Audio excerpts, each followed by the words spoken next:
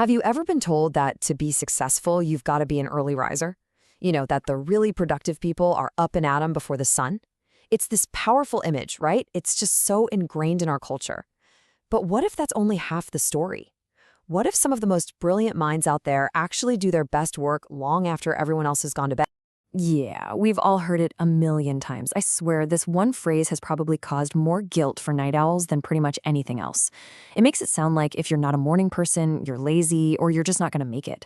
And that pressure is real. But if you've ever felt like your best ideas, your most creative moments hit you late at night, well, you're definitely not alone.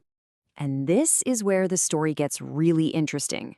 Because when you step away from that old school wisdom and actually look at the research, a totally different picture starts to emerge. And it's one that might just make all the night owls out there feel pretty darn good about themselves. So it all kicks off with this really compelling scientific theory. And it basically makes a direct link between your intelligence and your sleep cycle. I know, it's a bold claim, and it kind of challenges everything we think we know about the perfect schedule. Okay, so the name is a mouthful. The Savannah IQ interaction hypothesis. Sounds super complex, right?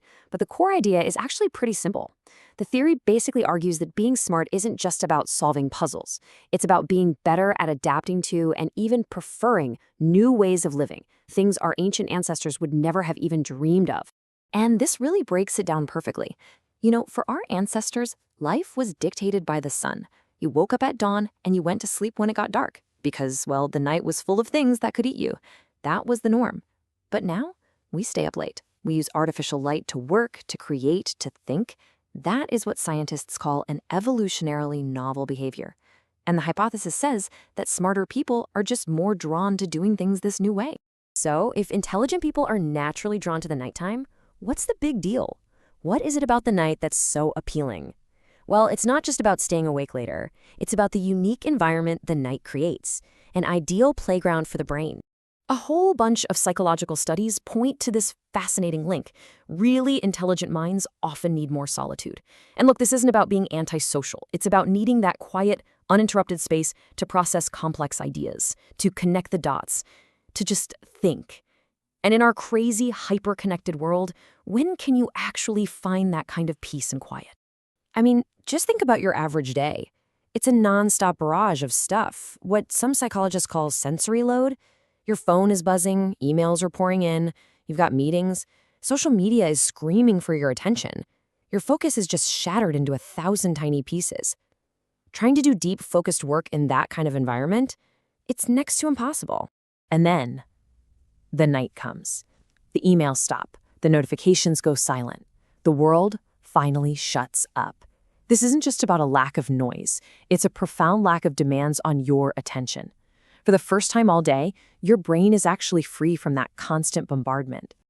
And this brings us to a really crucial way to reframe this whole thing.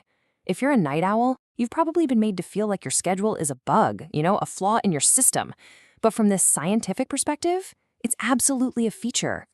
And I want you to really let this sink in for a second. You are not disorganized. You're not lazy, you're not undisciplined. What you're experiencing is a genuine drive, both biological and psychological, to find the absolute best environment for your brain to work. So here's the big takeaway. Staying up late isn't a sign of chaos. It's an active search for what we can call your deep processing mode.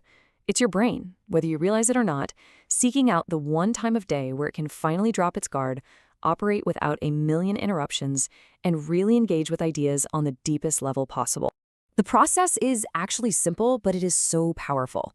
First, the night just naturally cuts down on all that sensory overload. That, in turn, frees up your brain.